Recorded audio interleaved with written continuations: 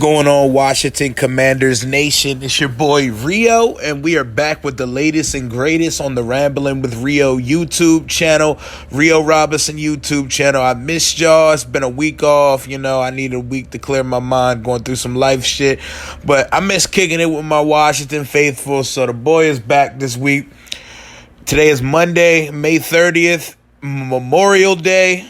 I hope everybody's enjoying their holiday.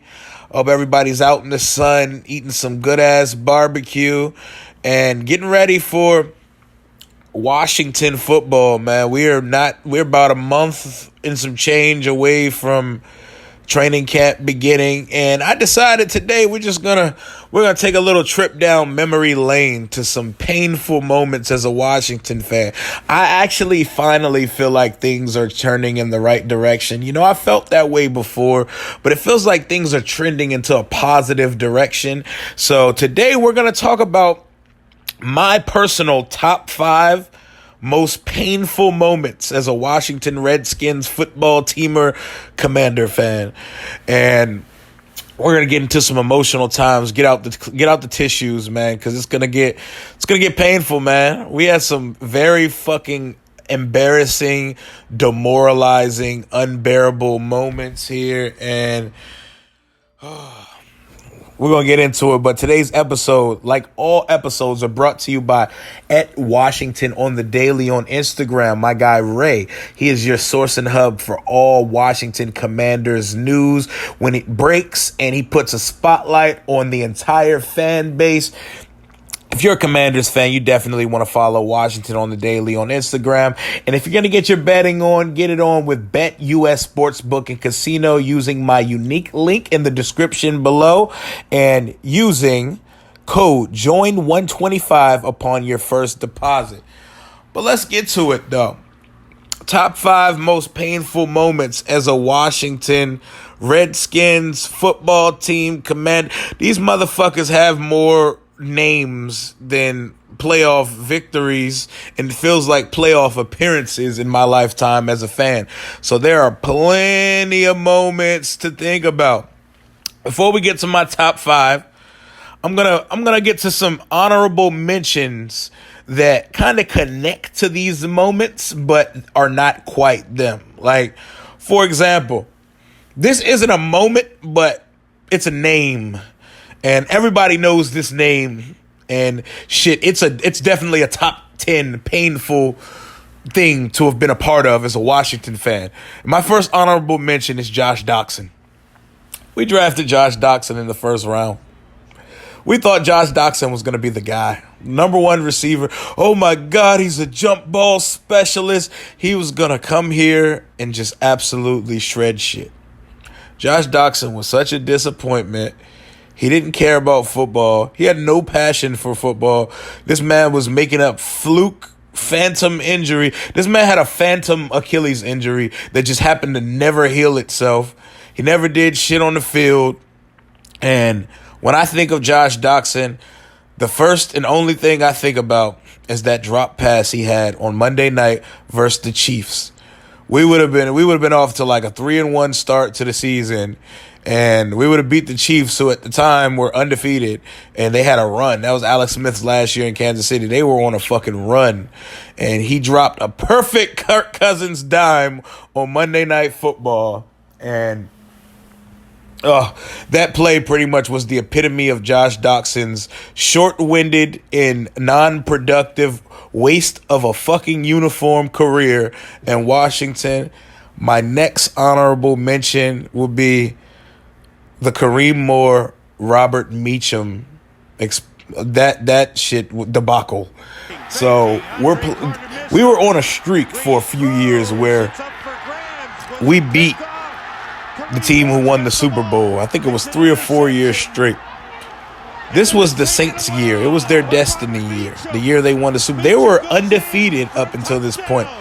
They come down to FedEx Field, and we gave them hell. Jason Campbell and company absolutely balled their asses off. And, we were about to go into halftime, and Drew Brees throws an interception to Kareem Moore, one of our safeties.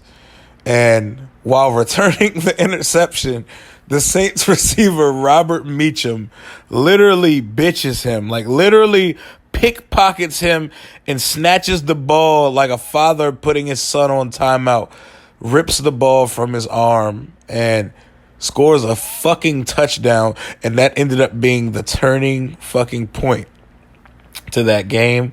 It was very embarrassing, and God, I hate thinking about this play. Like, it wouldn't have turned our season around at all, but that win just would have been so triumphant because we had no business being in the game with the Saints that year and their destiny year.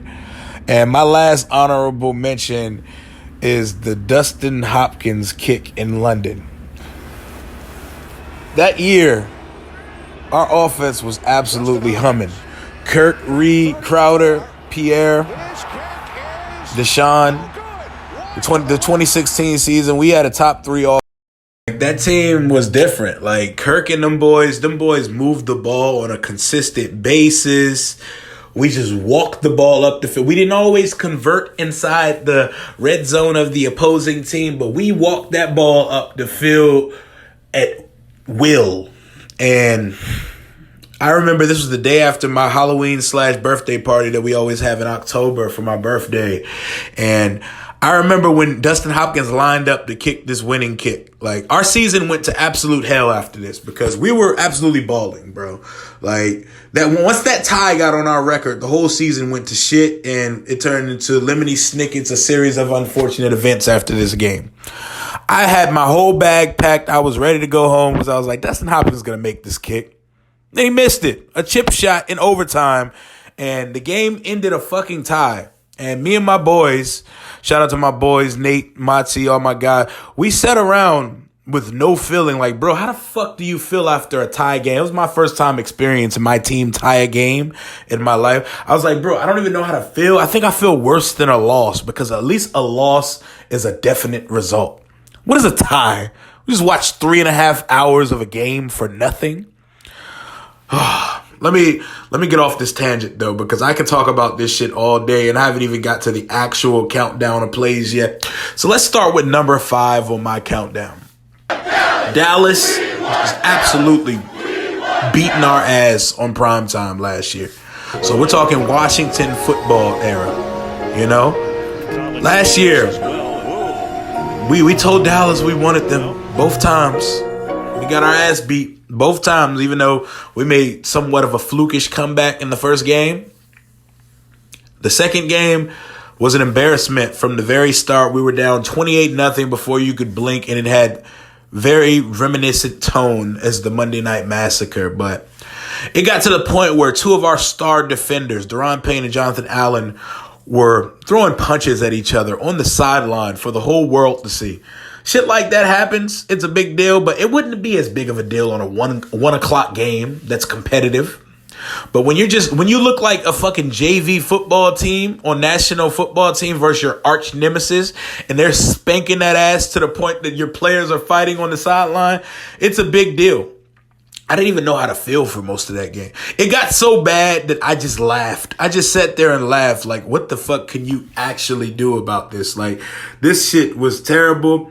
Like, as much shit as we like to talk to Cowboy fans, we couldn't say shit to them after that. Their backups came in and moved the ball versus us, bro. Like, their backups came in and looked like the preseason Ravens versus us. They looked like gods amongst men, and I do not understand how we came into that, like, game so unprepared, but that's going to be my number 5 moment, and we owe Dallas badly because they did the absolute nasty motherfucking to us. Like, I do not understand, like, what happened that night, and it sucked, man. It sucked. It sucked a lot. And we're going to move to number 4 on the list. Everyone's favorite head coach in Washington, Jim Zorn. I know y'all know exactly what play I'm going to. The swinging gate debacle. The swinging gate play. I don't know what the hell we were thinking, but so we're playing this game, and Jim Zorn decides to call for the same formation as the play before. We lined up in this strange ass field goal formation where we had 7 players split out to the wide and fucking Todd Yoder prepared to snap the ball to Hunter Smith. Tom Coughlin immediately called a timeout. So like most coaches, when they're about to call some trick shit or some bullshit and the team's already seen what you're going to do, you go back to the huddle. And you adjust. You call something else. But even though we completely lost the element of surprise, Jim Zorn lined us up in the same fucking formation and said, we're still going to run it anyway. Graham Gano went in motion. They snapped the ball and threw this fucking big, wobbly, stupid-ass looking pass to the end zone, and it was intercepted by Aaron Rouse, I believe. Someone fucking irrelevant from the Giants. Like, they thought for some reason the Giants were going to leave the snapper uncovered. And despite the fact that our snapper wasn't even eligible to catch a fucking pass, it was like the most negligent play in NFL history. And I could not believe that he did. I remember Zorn said some stupid shit after the game, like it was good defense. It was really good defense. We really got them there, but they played really good defense. And that was the swinging gate. And that was one of the most embarrassing thing. And we might as well just call number 4 on my list the Jim Zorn era in DC. The give me your key card, park across the street era of DC was just a complete embarrassment. Kirk's interception in week 17 to Dominique Rodgers-Cromartie versus the Giants.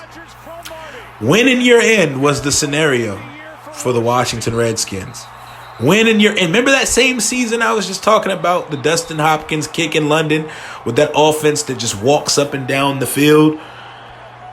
Yeah, well, we had a chance to be winning in versus the Giants that year, and all we had to do really was, like, it seemed like one good drive would have just won that game for us. And Kirk, love him, hate him, recognize his production for us, but his biggest mistakes always happen to be in the biggest moments of the season.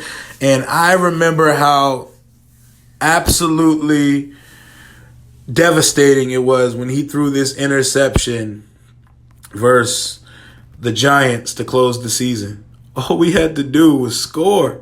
We were driving to win the game.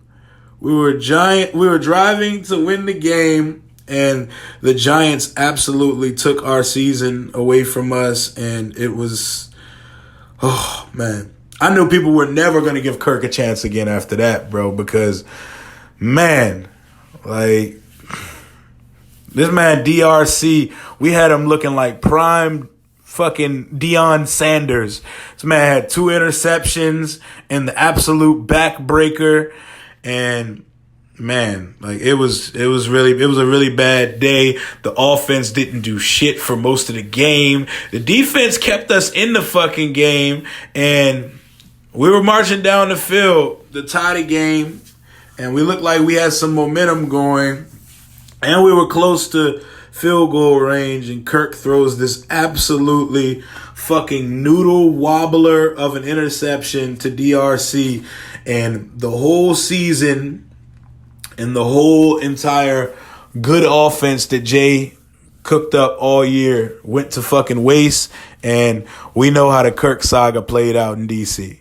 Fucking terrible. Number 2, a lot of people would put this number 1, the Monday Night Massacre, where we had to watch that fat fucking tub of lard, Albert Hainsworth, lay on the field while Michael Vick is fucking checking his watch, eating lunch, checking on his family, You know, checking his fantasy score while still running around, while this fat tub of lard just laid on the field and watched it happen.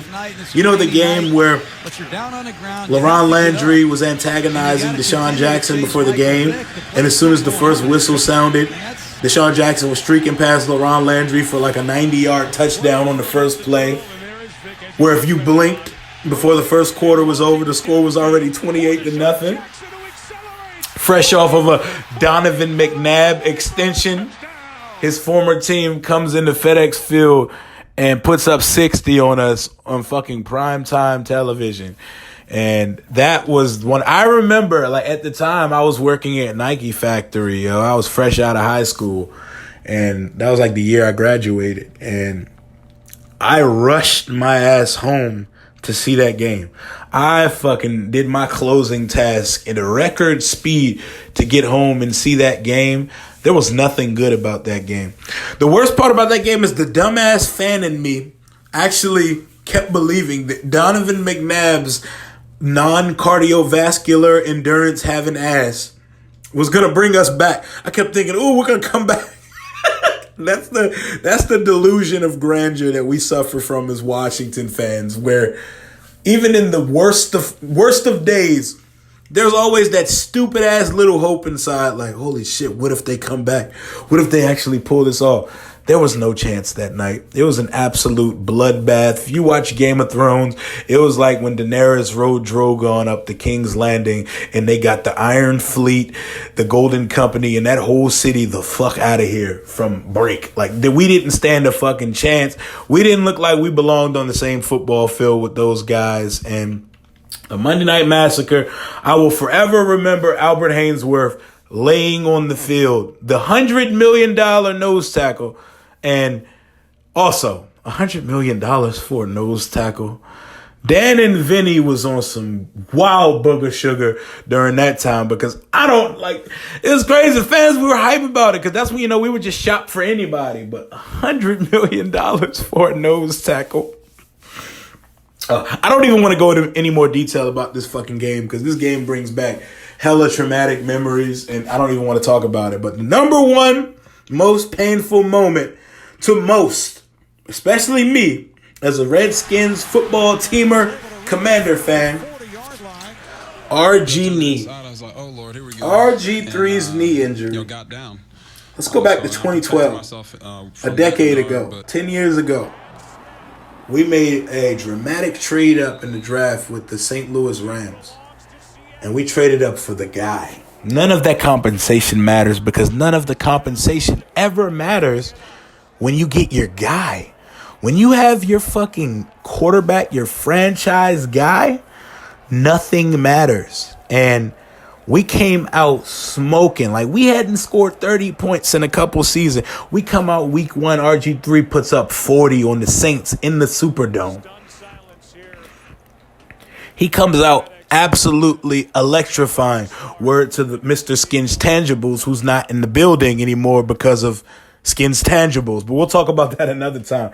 RG3 was the most electrifying. He was going to be the savior of this organization. I remember RG3 mania like it was yesterday. Like, I was walking around with fucking socks with capes on it because of this guy. This man had us. We were sitting at 3-6, and we went on a 7-game win streak to make the playoffs. But ultimately, as exciting and absolutely electrifying as he was, dude didn't do a good job at all at protecting himself. He didn't know how to slide. He never got out of bounds. And like every time he tried to give himself up, it looked awkward. It didn't look right. And you just knew one day it was gonna catch up to him. But we were so awestruck and perplexed by this greatness and talent that we had. I remember when he clutched the Giants, and then they do that Victor Cruz play. Just all the stuff RG3 was doing on the field, it masks so many things about that team, because that wasn't a good football team. It wasn't a good football team at all. But the things he was doing on offense, it made, and the scheme we were running, it was unmatched. It was unlike anything the league had ever seen. It started versus Baltimore in a great game, a shootout with the team who eventually went on to the Super Bowl that year and won it. Roberts scrambling on a late clutch drive, and Haloti Ngata absolutely blows him up, and his knee buckles. And everybody, oh, that was a dirty hit. No, it wasn't.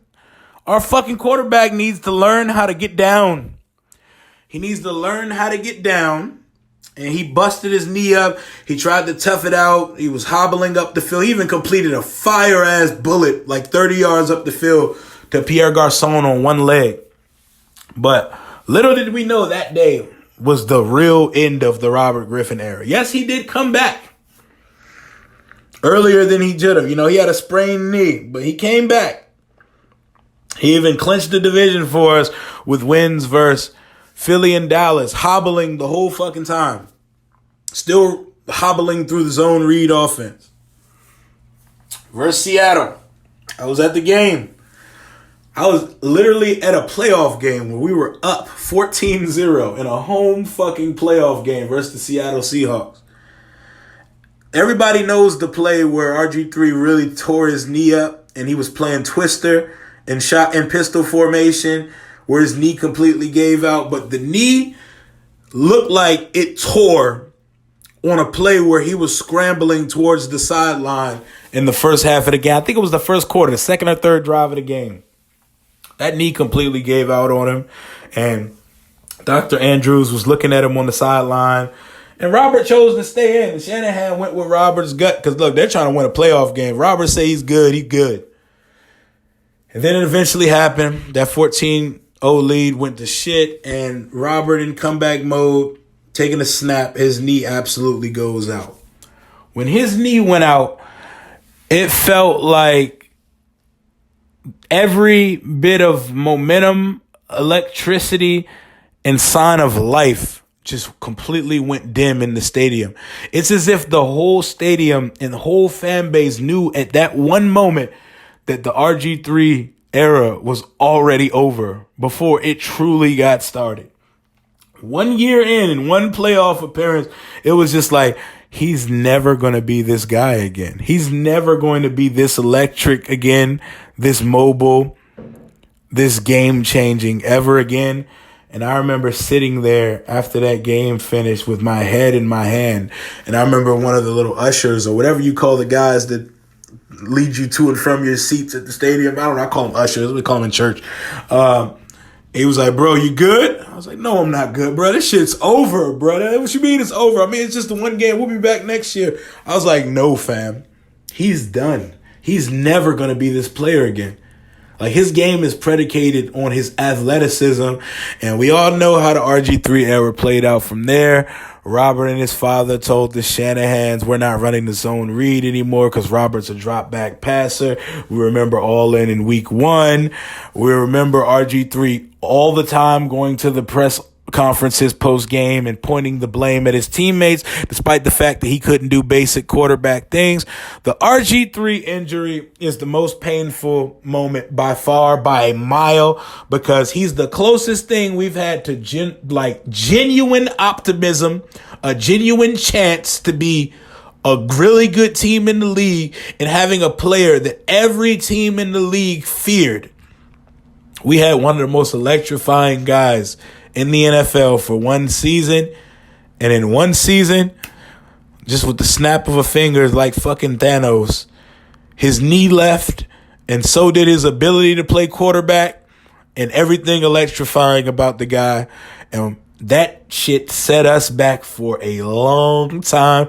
But those are my top 5 most painful moments as a Washington Redskin football teamer / now League Commanders fan. Let me know what y'all think in the comments. What are your top 5 moments? Go ahead and list them all out. Give me as much detail as possible and let me know what y'all think. I'll be out OTAs with the gang tomorrow. We'll be checking out the guys. I'll have some observations live from practice. We're not allowed to film or picture practice, but I'm going to get some fan content. See how the fan base is feeling, fellow ambassadors, fellow content creators, and I'll have some information coming out for y'all tomorrow. Also, My boys back from vacation. Me, Tay Todd, Jalen, and Alex. We're going to shoot our schedule breakdown, our game-by-game prediction and breakdown for the season. Your boys back this week. I promise y'all I got more content on the way. Until next time, hell to the Washington Commanders. Take command. Deuces. Pain, all I know is pain.